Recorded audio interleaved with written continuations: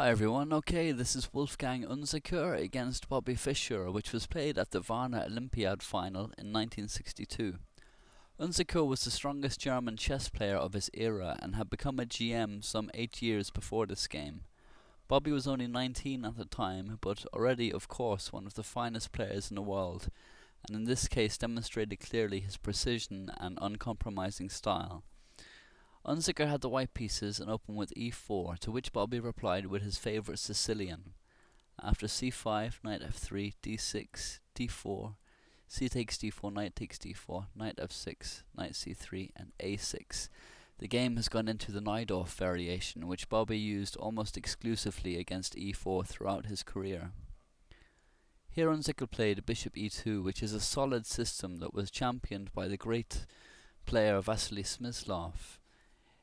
And here Bobby played e5, which he was always fearless about doing, despite the d5 weakness it creates and the backward d6 pawn being on a semi-open file, which makes it much weaker than usual.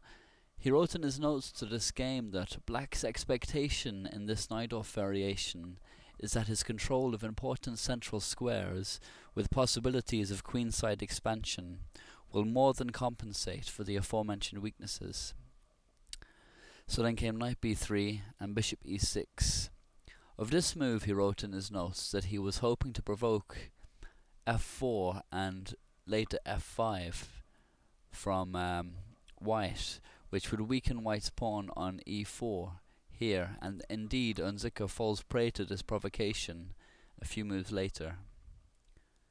So white castles, and knight will be to d7, f4, and queen c7, which is played to control c4, so that after Unzicker's next move, f5, bishop c4 can be played.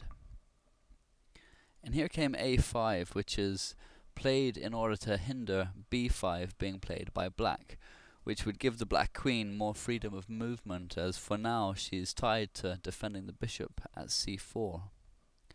So bishop e7 was the next move, and this is better than the alternative rook c8, a5, bishop e7, bishop takes c4, queen takes c4, rook a4, queen c7, bishop e3, h6, and rook f2, which had been played earlier at the same tournament. And here white has a good bishop against a bad bishop, these two pieces here, and it's very hard for black to free his game because of the bind on the d5 square. So bishop e7 anyway. Then came bishop e3, Bobby castled, and a5. And here there's a critical alternative, and that's g4. And after this there's an interesting pawn sacrifice with d5 and e takes d5. If instead g5, then d4 is good for black. And another possibility after d5 is played is knight takes d5.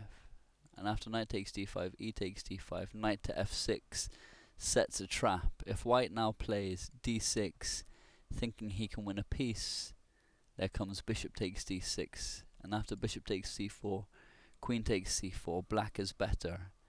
If queen takes d6, then queen takes g4 check is winning for black.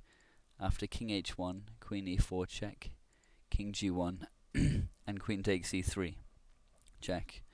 It's an absolutely winning advantage. So the correct continuation would be e takes d5. And then after bishop b4, g5, bishop takes c3, g takes f6, bishop takes b2, f takes g7, rook f d8, rook b1, and bishop c3, black has good compensation for the pawn because white's pawns are overextended and his king is dangerously exposed. So that's one variation. But a5 is what was played in the game. And then came b5, and one thing that Bobby hated more than anything else was getting into a passive position, and he was worried that that could happen here if he'd instead played at this stage h6, because then could come, amongst other things, g4, knight h7, bishop f2, followed up with h4 and a kingside pawn storm from white, and it wouldn't be looking good for black as he would have very little play. So b5 is a much more active alternative. So then Unzicker captured en passant, and then knight b6, and bishop takes b6, which Bobby gave a question mark to in his notes, stating that Geller had found the correct play for white at the tournament in Caraco earlier in the year. That game went king h1 at this stage, and then rook fc8, bishop takes b6, queen takes b6, bishop takes c4, rook takes c4, queen e2, rook b4, and rook a2, where it's hard for black to defend his a pawn here, but he can still achieve equality. After h6, rook fa1, bishop f8, rook takes a6, rook takes a6, rook takes a6, and queen b7. It's completely equal. So bishop takes b6 anyway is what was played in this game. Then comes queen takes b6 check, and now black has the initiative, so white has lost his theoretical advantage for nothing. King h1, bishop b5, and here Bobby was intending bishop c6 followed by a5, and Unzicker makes matters worse for himself here by taking the bishop. And the alternative that Bobby gave here was knight takes b5, and after a takes b5, queen d3, where white should have a small advantage because he stands more aggressive and there are opposite coloured bishops on the board, but really the position is almost completely equal.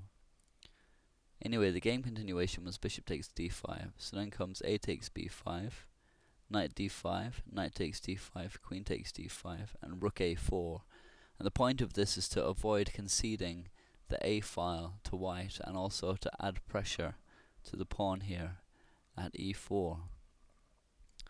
So c3, queen a6, and h3. And at this stage it's really hard for white to come up with a constructive plan. Black's main weaknesses, the pawns on d6 and b5, are very difficult to attack. Although the queen is in a strong central position, it's not allowing for any dangerous threats, and the knight here is a bad piece, and it's difficult to improve it. So rook c8 was next, and then rook fe1 and h6. And here Bobby is coming up with a plan of his own, and this move is to give his king some breathing space, the importance of which becomes clear later. So king h2, bishop g5, and g3, which is a questionable move that creates permanent kingside weaknesses. Better here was simply rook a1. So g3 and queen a7, which is threatening queen f2 check, which would be dangerous. So king g2. Then rook a2 and king f1, which is pretty much forced. If instead rook takes a2, then queen takes a2, and if rook e2, then rook takes c3, with very good chances for black. So king f1, and here comes the killer move, rook takes c3, and here remarkably Unzicker resigned because his position is completely lost. If b takes c3, then queen f2 is mate. So what are his other options? If rook takes a2, then rook f3 check. King e2 is the only way to avoid mate.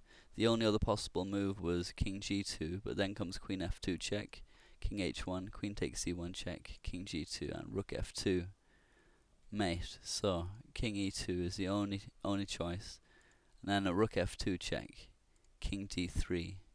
If instead king d1, then queen takes a2 is absolutely crushing. So king d3 and then queen takes a2, and it's completely winning for black, but only because he's played this important move h6. Otherwise now could come rook a1, and white would be winning because of black's first rank, which would be fatally weak.